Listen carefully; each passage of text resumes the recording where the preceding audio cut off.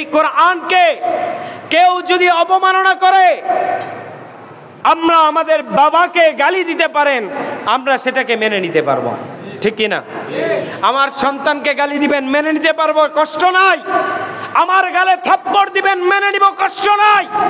কিন্তু আমার আল্লাহ তাআলার কালাম নিয়ে কেউ যদি অবমাননা করে, বাংলার মুসলমান কোশ্চিন কালেও তা মেনে নেবে না। কথা বলে ঠিক কিনা? মানি না, মানব না, মানতে পারি না, আল্লাহ রাসূলের অবমাননা। মানি না, মানব না, মানতে পারি না, আল্লাহর কোরআনের অবমাননা। অবমাননাকারীরা রক্ষা পাবি না, অবমাননাকারীরা রক্ষা পাবি না। মানি না, মানব না, মানতে পারি না, আল্লাহর কোরআনের অবমাননা। মানি না, মানব না, মানতে পারি না, আল্লাহর কোরআনের অবমাননা। ঠিক কি না?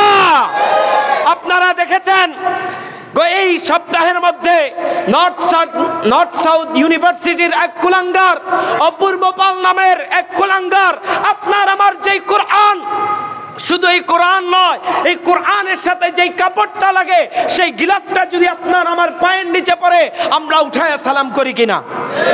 সালাম করি কিনা? করি। আপনার আমার যেই কোরআন যেই রেহালের উপর পড়ি, ওই রেহালটাও যদি পায়ের সাথে লেগে যায়, সালাম করি। যেই টেবিলে পড়ি, ওই টেবিলটা পায়ের সাথে লেগে গেলে সালাম করি। আর এই কুলাঙ্গার আপনার আমার যেই কোরআন থাকে আপনার আমার এই সিনার মধ্যে, বুকের মধ্যে, ওই কুলাঙ্গার এই কোরআনকে পায়ের নিচে পদদলিত করেছে।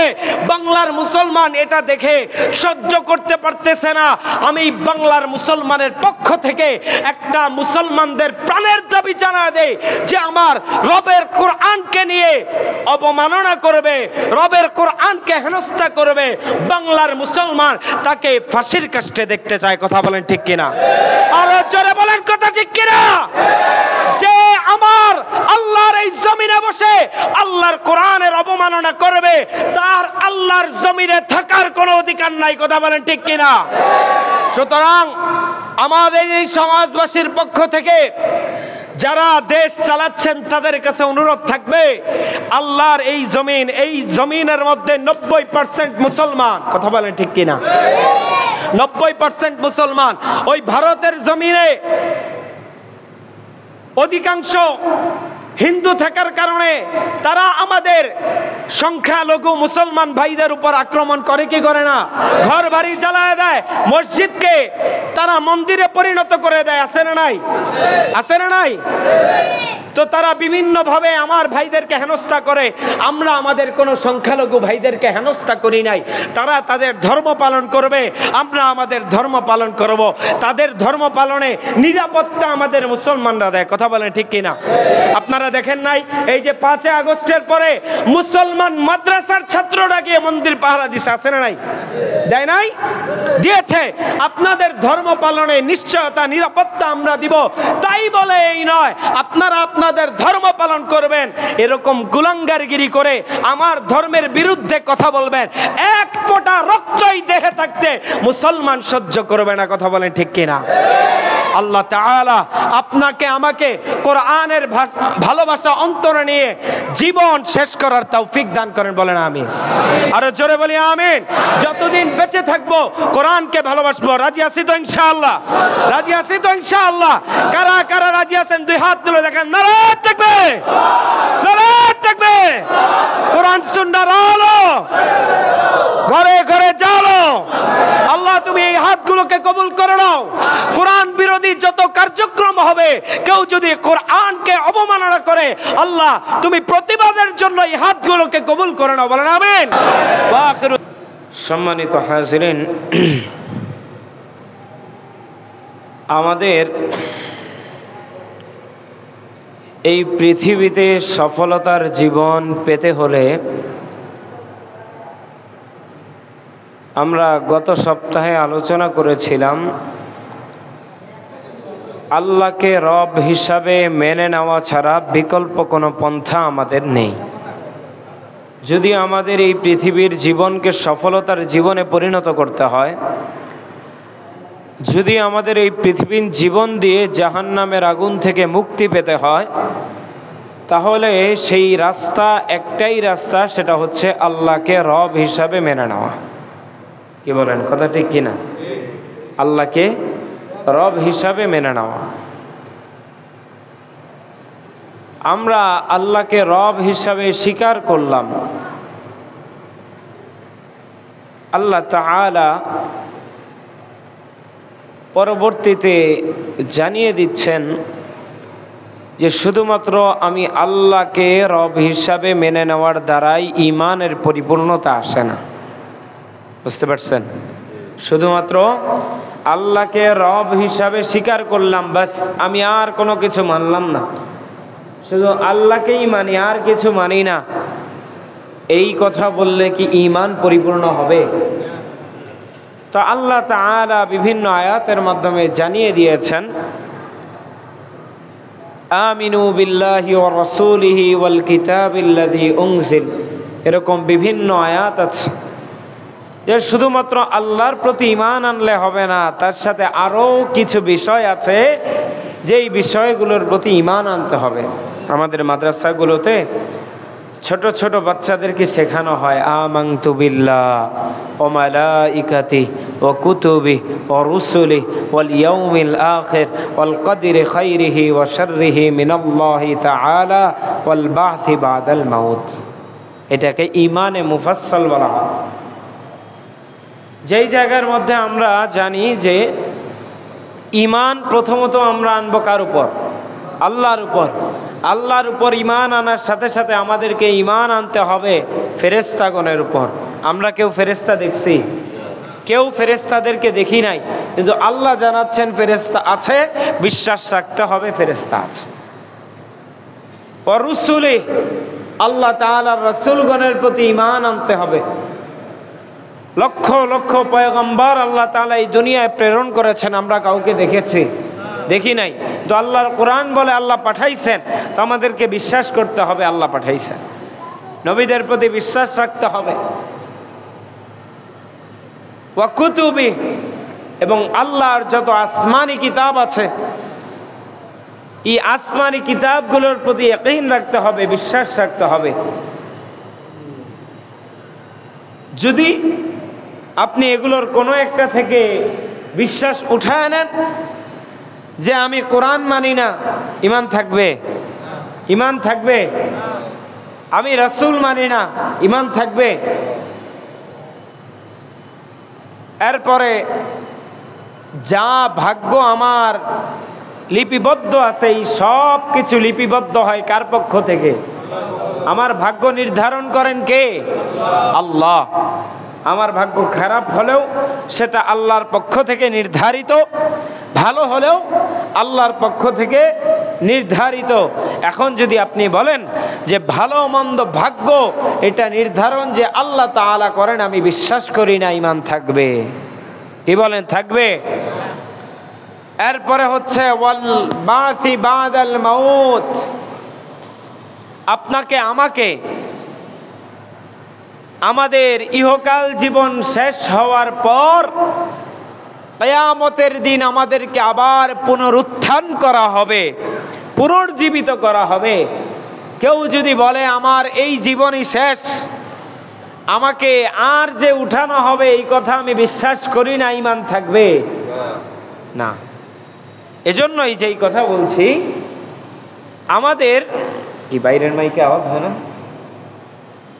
আমাদের ঈমানের পরিপূর্ণতা আসবে আল্লাহ তাআলার উপর ঈমান আনার সাথে সাথে আল্লাহ তাআলা যেই সমস্ত জিনিসের প্রতি ঈমান আনার কথা বলেছেন, সেই সব জিনিসগুলোর প্রতি ঈমান আনার পরই আমাদের ঈমানের পরিপূর্ণতা আসবে। বুঝতে পারছেন সবাই? তো আমরা যেই বিষয়গুলো বললাম যে আমরা আল্লাহ তাআলার প্রতি ঈমান আনবো, আরও যেই সমস্ত বিষয়গুলোর প্রতি ঈমান আনবো, এর মধ্যে একটা আমরা বলেছি আল্লাহ তাআলার আসমানি কিতাবের উপর ঈমান আনতে হবে। কি বলেন, কথা ঠিক কিনা? আর আমরা পূর্ববর্তী আসমানি কিতাবগুলো আমরা পাই নাই, তবে আমরা বিশ্বাস করি ওগুলাও আল্লাহর পক্ষ থেকেই নাজিল হয়েছে, এসেছে। দুনিয়ার কারো বানোয়াট লেখা না ওগুলা। কিন্তু যখন আল্লাহ তাআলা অন্যান্য আসমানি কিতাবের পরে কোরআনুল কারীম আল্লাহ তাআলা প্রেরণ করেছেন, ওই কোরআনুল কারীম দুনিয়ায় আসার পর থেকে বাকি যত আসমানি কিতাবগুলো ছিল সেগুলো একেবারেই বিলুপ্ত হয়ে গেছে। সেগুলো একেবারে বিলুপ্ত হয়ে গেছে, সেগুলোর হুকুম আহকাম বিলুপ্ত হয়ে গেছে। কোরআন আসার পর থেকে সব বিলুপ্ত। হুকুম একটা মাত্র কিতাব থেকেই হবে, ফয়সালা একটা মাত্র কিতাব দিয়েই হবে, সেটার নাম কি? কোরআন। এই কোরআন আসমানি কিতাব সমূহের মধ্যে সর্বশ্রেষ্ঠ কিতাবের নাম হচ্ছে কোরআন। এই কোরআনের দাম আমার আল্লাহর দাম যত, কোরআনের দাম তত। বলেন না সুবহানাল্লাহ। আমাদের সমাজের মধ্যে দেখেন না, ব্যক্তির দাম যত হয় তার কথার দামটাও তত হয়। আমরা কথা শুনি, আরে কে কথা বলতেছে, আগে বক্তার নামটা শুনি কে কথা বলতেছে, তারপর কথাগুলা শুনি যে না উনি তো খারাপ কথা বলে না কখনো, উনি যা বলে একবারে হক কথা বলে, এজন্য ওনার কথা আমরা কখনো শুনলে শুনলাম না শুনলে না এরকম কখনো করি না, মনোযোগের সাথে শুনি। আর কেউ যদি মনে করে আরে উল্টাপাল্টা খালি চিল্লাই দিয়ে থাকে, সারাদিন বক বক করতেই থাকে, কাজেও কথা বলে, প্রয়োজনেও কথা বলে, আবার অপ্রয়োজনীয় কথাও বলে, তো তার কথা আমরা শুনি না। তো ব্যক্তি বুঝে, সত্তা বুঝে আমরা কথার মূল্যায়ন দিয়ে থাকি। তো কোরআন এটা কার বাণী? আওয়াজ দিয়ে বলেন না, কোরআন এটা কার জবানের বাণী? আল্লাহ তাআলা, আল্লাহ তাআলার মুখ নিঃসৃত বাণী। তো আল্লাহ যত বড়, আল্লাহর কথাও তত বড়। তো এই কোরআন অত্যন্ত দামি একটা কিতাব। এই কোরআন এমন এক কিতাব, পৃথিবীর প্রত্যেকটা লেখক কিতাব লেখার আগে বা পরে, হয়তো বইয়ের শুরুতে নয়তো বইয়ের শেষে এটা উল্লেখ করে দেয় যে কোন রকম ভুল ত্রুটি যদি দেখতে পান দয়া করে লেখককে অবগত করবেন। লেখে কি লেখে না? লেখে না। কিন্তু আমার আল্লাহ তাআলা এমন এক বাণী আপনার আমার মাঝে প্রেরণ করেছেন, যেই বাণীর আগে পরে ভুলের জন্য স্বীকারোক্তি দেওয়া তো দূর কি বাত হ্যাঁ, বরং আল্লাহ তাআলা কোরআনুল কারীমের শুরুতেই জানায় দিলেন যালিকাল কিতাব লা রাইবা ফি। ও দুনিয়ার মানুষ, তোমরা শুনে নাও, আমি আল্লাহ আমার নবী মুহাম্মদুর রাসূলুল্লাহ সাল্লাল্লাহু আলাইহি ওয়াসাল্লামের উপর এমন এক কিতাব নাজিল করেছি, যেই কিতাবের ওপর ভুল তো নাই, ভুল হওয়ার কোনো অবকাশ সুযোগও নাই। বলেন না সুবহানাল্লাহ। আরো জোরে বলেন না সুবহানাল্লাহ। এটা আল্লাহ তাআলার মুআজিজা, আল্লাহ তাআলার মুআজিজা। আজ পর্যন্ত এই কোরআন এমন এক কিতাব, এই কিতাবের মতো একটা আয়াত কেউ বানায় দেখাইতে পারছে? কেউ বানায় দেখাইতে পারছে? পারা সম্ভব না। কারণ আল্লাহ তাআলা এই কোরআনকে নাজিল করেছেন আরব বিশ্বের উপর। ওই আরব বিশ্বের মধ্যে আরবি সাহিত্যিক ছিল কি ছিল না? আরবি পণ্ডিত, আমাদের বাংলা ভাষায় সাহিত্যিক থাকে না, বাংলা ভাষার পণ্ডিত থাকে না, দেখা যায় তারা বিভিন্ন ছন্দ লিখতে পারে, গল্প লিখতে পারে, বিভিন্ন রকমের ঘটনা তারা বানায়া লিখতে পারে। আমাদের বড় বড় লেখকরা বিভিন্ন উপন্যাস লেখে না? তো আল্লাহ তাআলা এই কোরআনের মতো এক বাণী আরব বিশ্বের মধ্যে নাজিল করে আল্লাহ তাআলা চ্যালেঞ্জ দিয়েছেন যে যদি পারো এই কোরআনের মতো একটা আয়াত বানায়া দেখাও। কোন পণ্ডিত আজ পর্যন্ত এই কোরআন নাজিল হলো 1450 বছর হয়ে গেল, আজও পর্যন্ত কেউ এই সাহস করতে পারে নাই যে কোরআনের সাথে টেক্কা দিয়ে আরেকটা আয়াত কোরআনের মতো বানাবে। সুবহানাল্লাহ বলবেন না? আরো জোরে বলেন না সুবহানাল্লাহ। কারণ এই কোরআন মূল লিপিবদ্ধ হয়েছে লৌহে মাহফুজে। কোরআনের পরিচয়টা বলি, এ কোরআনটা লিপিবদ্ধ অবস্থায় কোথায় আছে? জোরে বলেন না, কোথায় আছে? লৌহে মাহফুজে। বাল হুয়া কুরআনুম মাজিদ ফি লাউহিম মাহফুজ। আল্লাহ তাআলা বলেন এই কোরআন এমন এক কিতাব, যে কোরআন আমরা দেখতে পাই মাদ্রাসায় যারা পড়ে তাদের হাতে কোরআন থাকে, যে কোরআন পড়ে তার সামনে কোরআন থাকে, তার ঘরে কোরআন থাকে। আমার আল্লাহ বলেন এই কোরআন এই দুনিয়ায় যেগুলা দেখতেছে এগুলো হচ্ছে ফটোকপি, এগুলো হচ্ছে ফটোকপি। কোরআনের মূল কপি আছে লৌহে মাহফুজের মধ্যে। দুনিয়ার কোরআন যদি কেউ মিটায়াও ফেলে, ওই লৌহে মাহফুজের কোরআন মিটানোর ক্ষমতা কারো কি আছে? আছে? এই কোরআন আল্লাহ তাআলা লৌহে মাহফুজের মধ্যে সংরক্ষণ করে রেখেছেন। তারপর সময়ে সময়ে পরিস্থিতি বুঝে জিবরিল আলাইহিস সালাতু ওয়াস সালামের মাধ্যমে আপনার আমার প্যারে হাবিব সাল্লাল্লাহু আলাইহি ওয়াসাল্লামের উপর আল্লাহ তাআলা নাযিল করেছেন। বিভিন্ন প্রেক্ষাপটে, বিভিন্ন সময়, বিভিন্ন পরিস্থিতিতে আল্লাহ তাআলা নাযিল করেছেন। সম্মানিত হাজিরিন, প্রত্যেকটা নবীকে আল্লাহ তাআলা একটা মুআজিজা দিয়েছেন। প্রত্যেকটা নবীকে আল্লাহ তাআলা একটা করে মুআজিজা, বিশেষত্ব, গুণ দিয়েছেন, বৈশিষ্ট্য দিয়েছেন, যেই বৈশিষ্ট্য অন্য কারো নাই। যেমন পয়গম্বর হযরত ঈসা আলাইহিস সালাতু ওয়াস সালামের বৈশিষ্ট্য ছিল, তিনি যদি কোনো কবরের পাশ দিয়ে যাইতেন আর ওই যে কবরে শুয়ে আছে মৃত লোকটা, তিনি যদি বলতেন যে কুম বিইذনিল্লাহ, আল্লাহর হুকুমে দাঁড়ায় যাও, তিনি এটা বলার সাথে সাথে ওই মৃত ব্যক্তি আল্লাহর নাম বলার সাথে সাথে সে মৃত ব্যক্তি দাঁড়ায় যেত। আর জোরে বলেন না সুবহানাল্লাহ। এটা হযরত ঈসা আলাইহিস সালাতু ওয়াস সালামের মুআজিজা। ওনার আরো একটা মুআজিজা হচ্ছে, কোনো ব্যক্তি অন্ধ, চোখে দেখতে পায় না, কোনো ব্যক্তি অন্ধ, চোখে দেখতে পায় না, তিনি যদি বিসমিল্লাহ বলে ওনার চোখটার মধ্যে হাত বুলায় দিতেন, আল্লাহ তাআলা ওনার দৃষ্টিশক্তি ফেরায় দিতেন। আর জোরে বলেন না সুবহানাল্লাহ।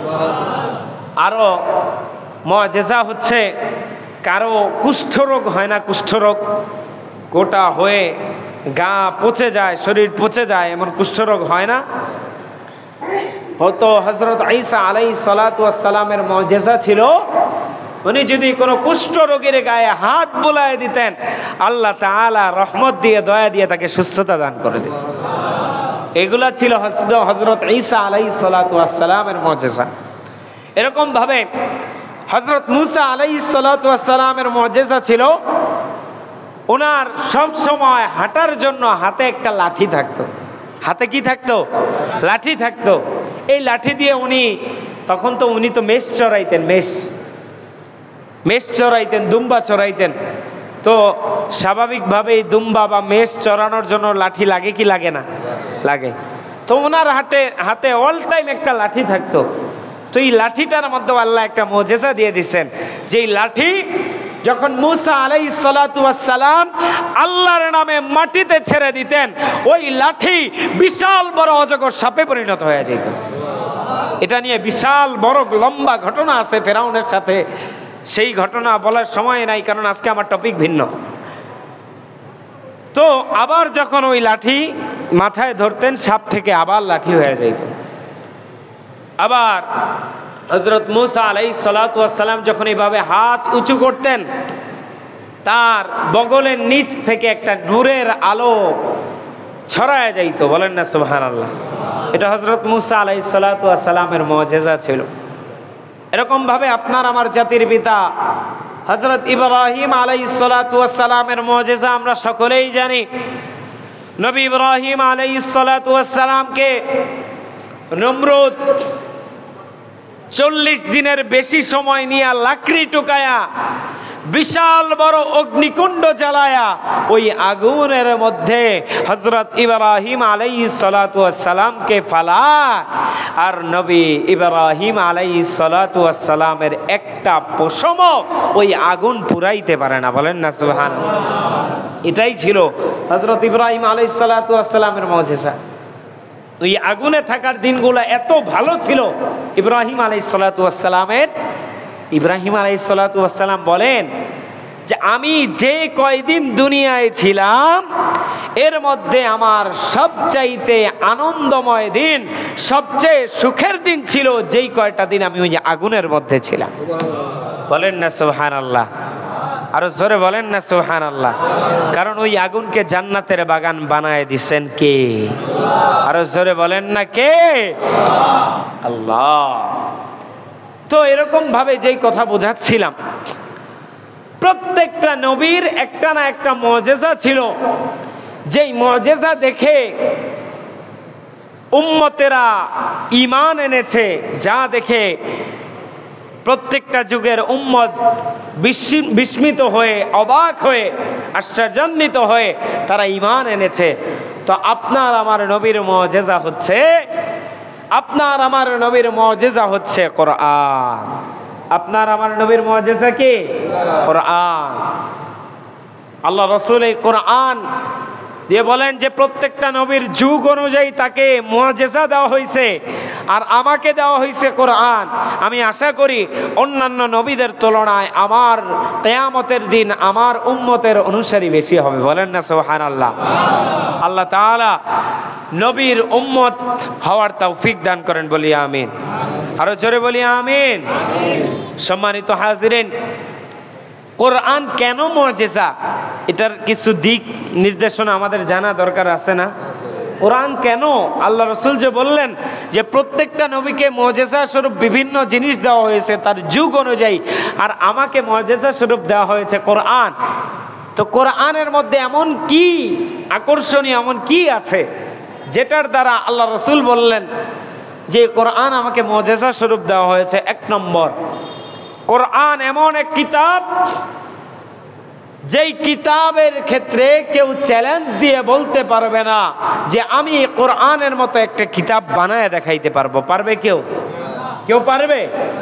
আল্লাহ তাআলা নিজেই চ্যালেঞ্জ দিয়েছেন সূরা বাকারার আয়াত, ওয়া ইন কুনতুম ফি রাইবিম মিম্মা নাযালনা আলা আবদিনা ফাতু বিসূরাতিম মিন মিসলি ওয়াদউ শুহাদাআকুম মিন দুনিল্লাহ ইন কুনতুম সাদিকিন।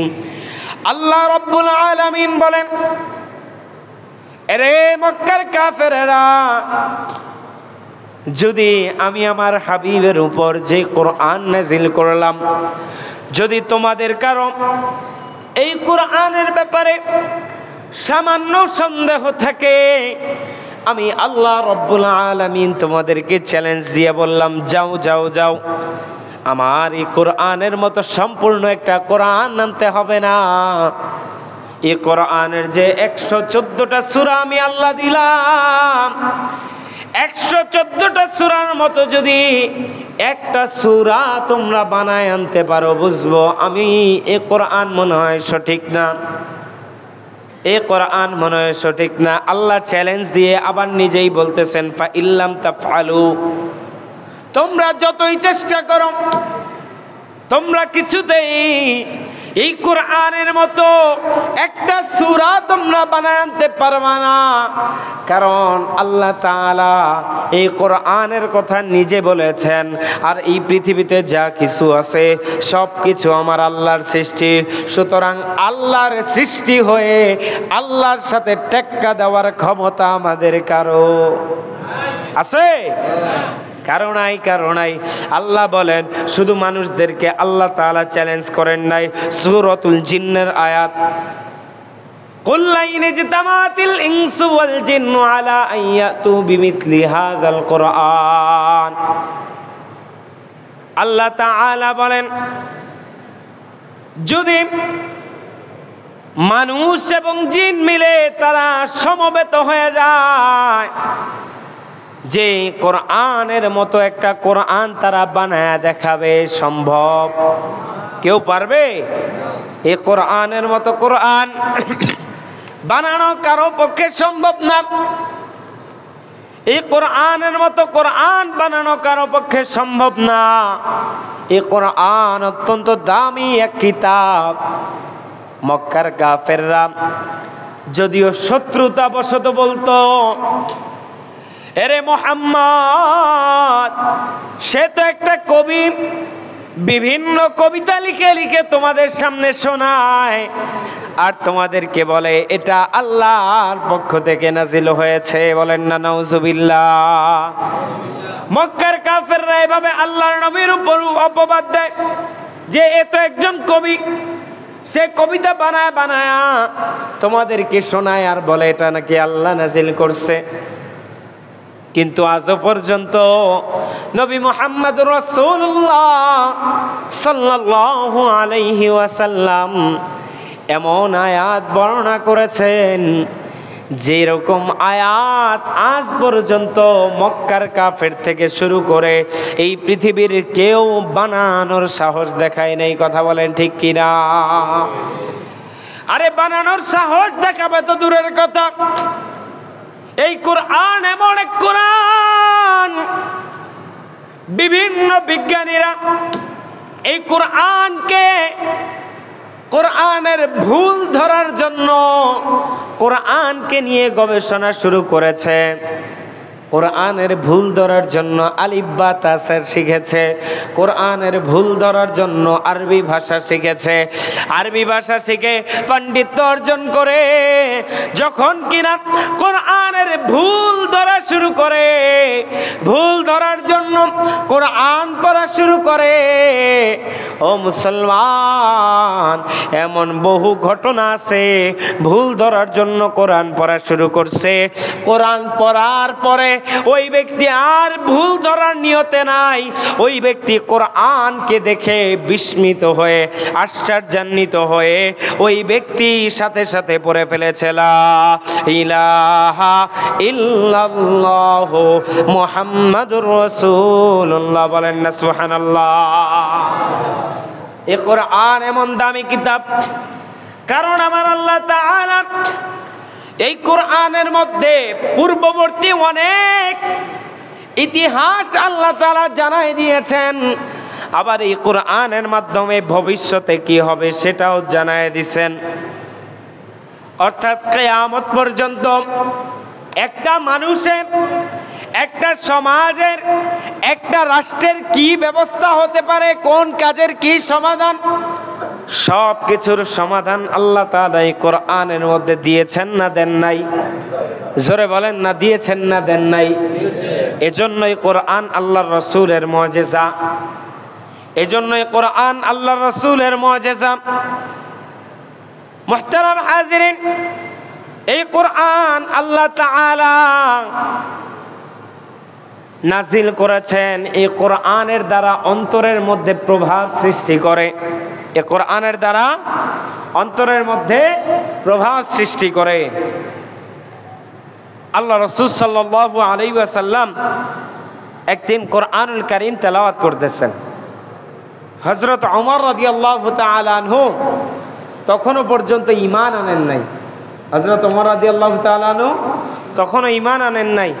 আল্লাহ রাসূল তেলাওয়াত করতেছেন, ইন্নাহু লাকাউলু রাসূলিন কারীম ওমা হুয়া বিকাউলি শাইর قليلا ما تؤمنون ولا بقول كاهن قليلا ما تذكرون تنزيل من رب العالمين।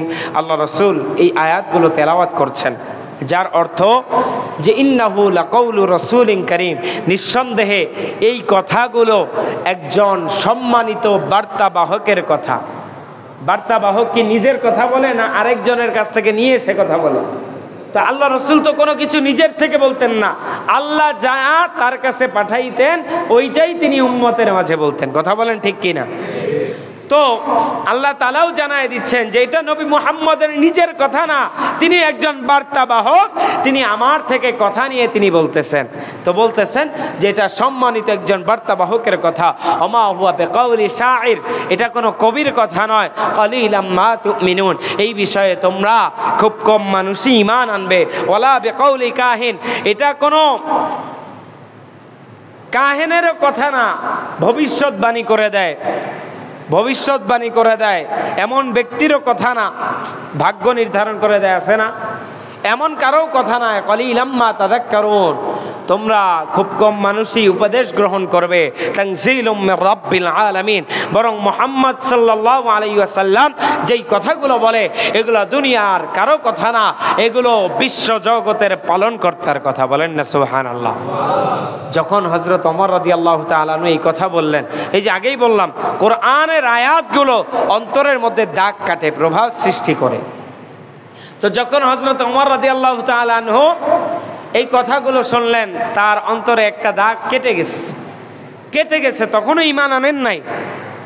তার কয়দিন পরেই তিনি মক্কার নেতাদের হাত থেকে পুরস্কার পাওয়ার লোভে তিনি নবী মুহাম্মদুর রাসূলুল্লাহ সাল্লাল্লাহু আলাইহি ওয়াসাল্লামের কল্যাণ নিয়ে আসার জন্য তিনি তরবারি নিয়ে ছুটলেন আল্লাহর নবীর বাড়ির দিকে। তরবারি নিয়ে ছুটলেন, পথের মধ্যে আল্লাহর নবীর এক সাহাবীর সাথে দেখা। কই যাও? বলে মুহাম্মদের কল্লা আনতে যাই। বলে মুহাম্মদের কল্লা পরে আইনো, আগে নিজের ঘরের খবর দেখো। বলে কি হয়েছে? বলে যেই মুহাম্মদকে তুমি মারতে যাও ওই মুহাম্মদের হাতে হাত রেখে তোমার বোন আর তোমার ভগ্নিপতি ঈমান আনছে। বলে তাই নি? বলে হ্যাঁ, যাও আগে গিয়ে দেখো। যখন কিনা হযরত ওমর রাদিয়াল্লাহু তাআলা আনহু রাগান্বিত হয়ে তার বোনের দরজায় গেলেন। দরজার সামনে গিয়ে দূর থেকে শুনতেছেন কি জানি একটা গুনগুন আওয়াজ আসতেছে, তবে ওই গুনগুন আওয়াজের মধ্যে কোনো রকম, আমরা গান শুনলে অনেক সময় বিরক্ত লাগে না? বিরক্তি আসে কিন্তু। তো ওমর রাদিয়াল্লাহু তাআলা আনহু দেখতেছেন এই আওয়াজের মধ্যে কোনো বিরক্তি নাই, খালি মাধুর্যতা আসতেছে। বলেন না সুবহানাল্লাহ। কিন্তু এখন ওনার রাগ তো বেশি, এই মাধুর্যতা ওনার কানে আপাতত লাগতেছে না। উনি রাগের বশে গিয়ে দরজার মধ্যে একটা লাথি দিয়ে বোনের ঘরের দরজা তিনি খুলে ফেললেন। দরজা খুলে ওনাদেরকে দেখলেন কি যেন একটা পড়তেছে। ওনারাও ভাইকে দেখে তাড়াতাড়ি করে ওই যেই কাগজ ছিল ওই কাগজগুলো লুকায় ফেললেন। লুকানোর পর ওমর রাদিয়াল্লাহু তাআলা আনহু জিজ্ঞাসা করলেন যে কি ব্যাপার, শুনলাম তোমরা নাকি নবী মুহাম্মদুর রাসূলুল্লাহ সাল্লাল্লাহু আলাইহি ওয়াসাল্লামের উপর ঈমান আনছো? বলে হ্যাঁ, আমরা ঈমান আনছি। বলে যে তাড়াতাড়ি ঈমান ছাড়ো, নতুবা আমি কিন্তু তোমাদের একটাকেও বাঁচায় রাখবো না। বলে বোন বলতেছে ভাইজান, আমরা এমন এক নবীর উপর ঈমান আনছি যার উপর ঈমান আনা যায় কিন্তু ঈমান আনা যায়, ছাড়া যায় না। আমরা তার উপর ঈমান আনছি। ও আমার প্রিয় ভাই, তুমি যদি রাগের বশে আমাদেরকে মারতে মারতে মেরেও ফেলো, ভাই আল্লাহর কসম করে তোমাকে জানাই আমাদের জীবন চলে যাবে, তারপরও আমরা নবীর প্রতি ঈমান ছাড়ব না। বলেন না সুবহানাল্লাহ। হযরত ওমর রাগান্বিত হয়ে আঘাত শুরু করলেন। আঘাত করতে করতে বোন এবং ভগ্নিপতি দুজনকেই রক্তাক্ত করে ফেললেন। তারপরও দেখে তারা ঈমান ছাড়ে না। শেষ সময়ে হযরত ওমর, ওই যে আগেই বললাম কোরআনের কারণে দাগ কেটে গেছে, আবার এদিকে আল্লাহ রাসূল দোয়া করেছিলেন, আল্লাহ হযরত ওমর নয়তো আবু জাহাল, এই দুইজনের মধ্যে কোনো একজনকে তুমি ইসলামের জন্য কবুল করে নাও। এদিকে কোরআনের দ্বারা অন্তরে দাগ কেটে গেছে। আবার আল্লাহর রাসূলের দোয়া, আল্লাহর রাসূল দোয়া করেছেন, আল্লাহ হয় ওমর নয় আবু জাহাল, যে কোনো একজনকে ইসলামের জন্য তুমি কবুল করে নাও। হযরত ওমর যখন মারতে মারতে রক্তাক্ত করে ফেললেন, তাও দেখে ঈমান ছাড়ে না।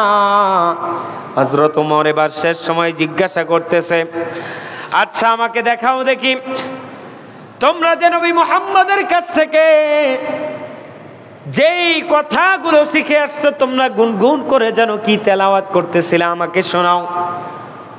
বোন ডেকে বলতেছে, ভাই তুমি নাপাক অবস্থায় আছো, তুমি গোসল করে আসো, পবিত্র হয়ে আসো, পবিত্রতা হাসিল করা ছাড়া এই কোরআন শোনানো যাবে না।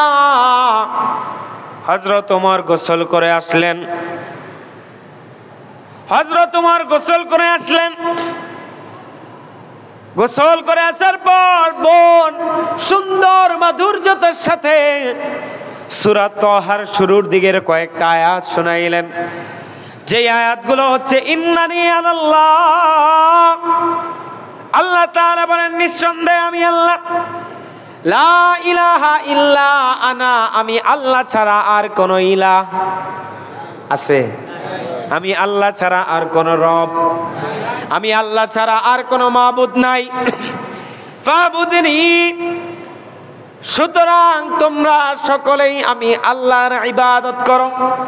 এই একটা আয়াত তেলাওয়াত করেছে, সাথে সাথে কি হলো, যাই ওমর তরবারি নিয়ে নবীর কল্যাণে যায়। ওই ওমর তরবারিটাকে খাপের মধ্যে ঢুকায় নবী মুহাম্মদুর রাসূলুল্লাহ সাল্লাল্লাহু আলাইহি ওয়াসাল্লামের সামনে গিয়া তরবারিটা বের করে নবী মুহাম্মদের সামনে দিয়া দেয়, আর ডাক দিয়া বলে, ও নবী, আমার এখন মনে হয়ে গেছে আপনি নবী মিথ্যা নবী হতে পারেন না, আপনি নবী আসলেই সত্য নবী। আপনার সামনে আমার তরবারি রেখে সারেন্ডার করে বললাম, আমাকে পড়ায় দেন লা ইলাহা ইল্লাল্লাহু মুহাম্মাদুর রাসূলুল্লাহ। বলেন না সুবহানাল্লাহ? আরো জোরে বলেন না সুবহানাল্লাহ?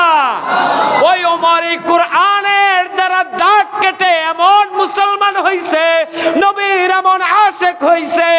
আল্লাহর নবী বলেন, লাউ কানা বাদি নবিয়ান, আমি নবীর পরে আর কেউ নবী আসবে না, আর কেউ নবী হবে না। যদি নবী হওয়ার সুযোগ থাকতো লাকানা উমর, তাহলে দুনিয়ার আর কেউ না, আমার পরে যদি কারো নবী হওয়ার সুযোগ থাকতো তাহলে সেটা হযরত ওমর হইতো। আর জোরে বলেন না সুবহানাল্লাহ? কেমন দামি হইছে কোরআনের ছোঁয়া পায়া। এই কোরআনের আরেকটা মুজিজা হচ্ছে, এই কোরআন হচ্ছে শিফা, রহমত। এই কোরআন কি? শিফা, রহমত।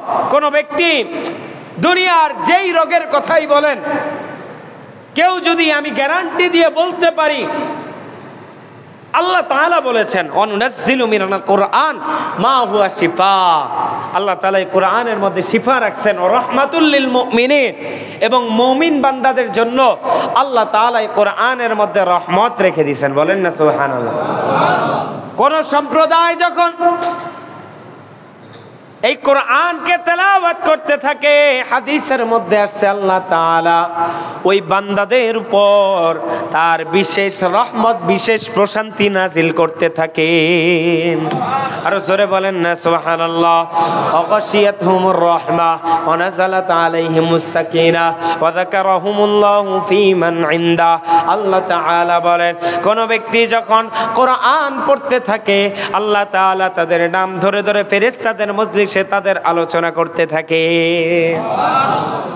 আর এই কোরআনের এত ফজিলত, এত দাম, এই কোরআন যদি কেউ তেলাওয়াত করে, যারা দুনিয়ার মধ্যে কোরআন তেলাওয়াত করবে, হাদিসের মধ্যে আসছে যেই ব্যক্তি দুনিয়ার মধ্যে নিয়মিত কোরআন তেলাওয়াত করবে, ওই কিয়ামতের কঠিন ময়দানে এই কোরআন তার জন্য শাফায়াত করতে থাকবে। আর জোরে বলেন না সুবহানাল্লাহ। এই কোরআন আপনার আমার জন্য সুপারিশ করতে থাকবে। আর এই কোরআন তেলাওয়াতের ফজিলত আমরা যারা নিয়মিত কোরআন তেলাওয়াত করতে থাকবো, কিয়ামতের দিন আল্লাহ তাআলা বান্দাকে ডাক দিয়ে বলতে থাকবেন, ও বান্দা আমার কাছে তুমি তেলাওয়াত করো, আমার সামনে তুমি তেলাওয়াত করো। তুমি যতগুলা আয়াত তেলাওয়াত করতে পারবা তোমার বিল্ডিংটা তত বেশি উঁচা হবে, তত বড় প্রাসাদের মালিক তুমি হবা। সুতরাং দেখা যাবে যারা নিয়মিত কোরআন তেলাওয়াত করছে, আল্লাহ যখন বলবেন ইকরা ওয়ারতাকি ওয়ারাতিল কামা কুনতা তুরাতিলু ফিদ দুনিয়া, ও বান্দা কোরআন তেলাওয়াত করো যেভাবে তোমরা দুনিয়ায় কোরআন তেলাওয়াত করতে। সুতরাং যেই ব্যক্তি দুনিয়ায় নিয়মিত কোরআন তেলাওয়াত করছে, আল্লাহ বলতে দেরি হবে, সে গড়গড় করে তেলাওয়াত করা শুরু করে দিবে। আর যেই ব্যক্তি কোরআন তেলাওয়াত করবে না, আল্লাহ তাআলা কোরআন তেলাওয়াত করতে বললেও সে কোরআন তেলাওয়াত করতে পারবে না। এই কোরআন আমাদের জন্য অত্যন্ত মর্যাদাবান একটি কিতাব।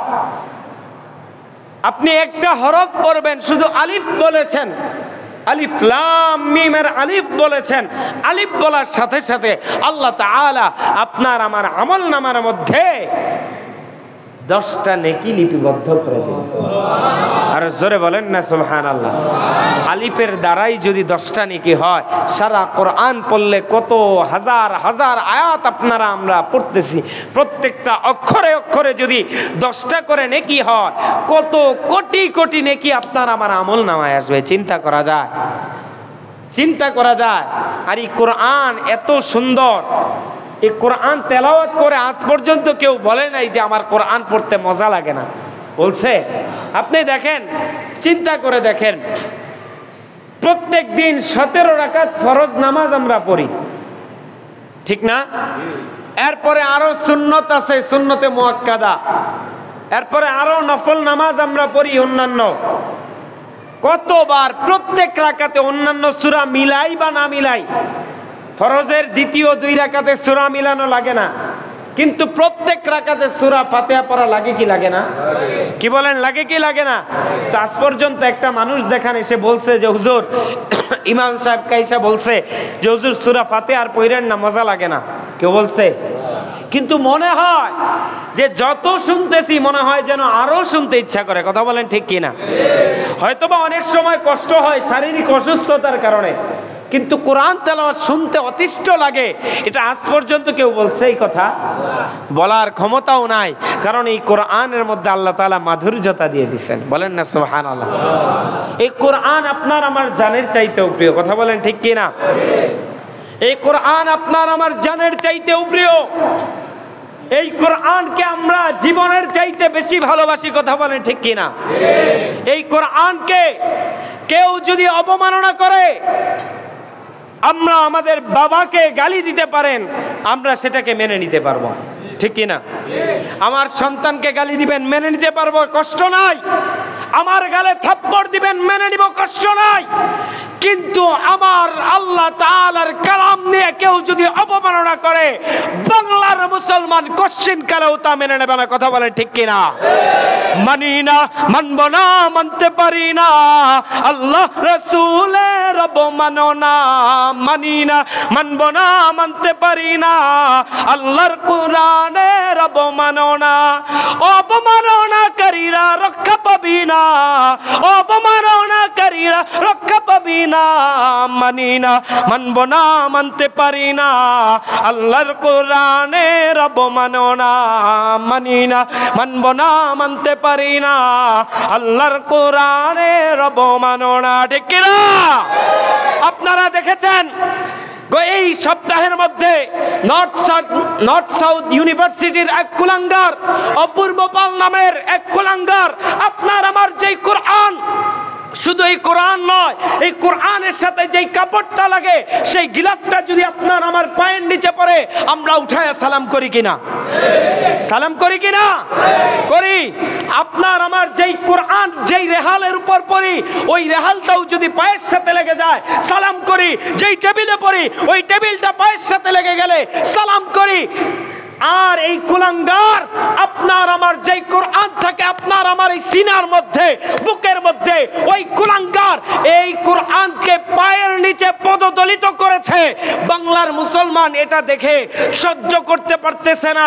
আমি বাংলার মুসলমানের পক্ষ থেকে একটা মুসলমানদের প্রাণের দাবি জানা দেই যে আমার রবের কোরআনকে নিয়ে অবমাননা করবে, রবের কোরআনকে হেনস্থা করবে, বাংলার মুসলমান তাকে ফাঁসির কাস্টে দেখতে চায়। কথা বলেন ঠিক কিনা? আর জোরে বলেন কথা ঠিক কিনা? যে আমার আল্লাহর এই জমিনে বসে আল্লাহর কোরআনের অবমাননা করবে, তার আল্লাহর জমিনে থাকার কোনো অধিকার নাই। কথা বলেন ঠিক কিনা? সুতরাং আমাদের এই সমাজবাসীর পক্ষ থেকে যারা দেশ চালাচ্ছেন তাদের কাছে অনুরোধ থাকবে, আল্লাহর এই জমিনের মধ্যে 90% মুসলমান। কথা বলেন ঠিক কিনা? 90% মুসলমান। ওই ভারতের জমিনে অধিকাংশ হিন্দু থাকার কারণে তারা আমাদের সংখ্যালঘু মুসলমান ভাইদের উপর আক্রমণ করে কি করে না? ঘর বাড়ি জ্বালায় দেয়, মসজিদকে তারা মন্দিরে পরিণত করে দেয়। আছে না নাই? আছে না নাই? তো তারা বিভিন্ন ভাবে আমার ভাইদেরকে হেনস্থা করে। আমরা আমাদের কোনো সংখ্যালঘু ভাইদেরকে হেনস্থা করি নাই।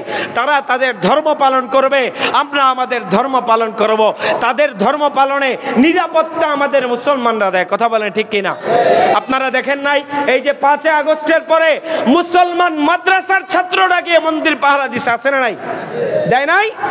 দিয়েছে। আপনাদের ধর্ম পালনে নিশ্চয়তা নিরাপত্তা আমরা দিব। তাই বলে এই নয় আপনারা আপনাদের ধর্ম পালন করবেন, এরকম গুলাঙ্গারগিরি করে আমার ধর্মের বিরুদ্ধে কথা বলবেন, এক ফোঁটা রক্তই দেহে থাকতে মুসলমান সহ্য করবে না। কথা বলেন ঠিক কিনা? আল্লাহ তাআলা আপনাকে আমাকে কোরআনের ভালোবাসা অন্তরে নিয়ে জীবন শেষ করার তৌফিক দান করেন। বলেন আমিন। আরো জোরে বলি আমিন। যতদিন বেঁচে থাকবো কোরআনকে ভালোবাসবো। রাজি আছি তো ইনশাআল্লাহ? রাজি আছি তো ইনশাআল্লাহ?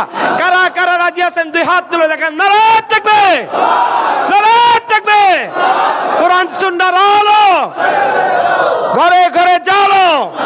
আল্লাহ তুমি এই হাতগুলোকে কবুল করে নাও।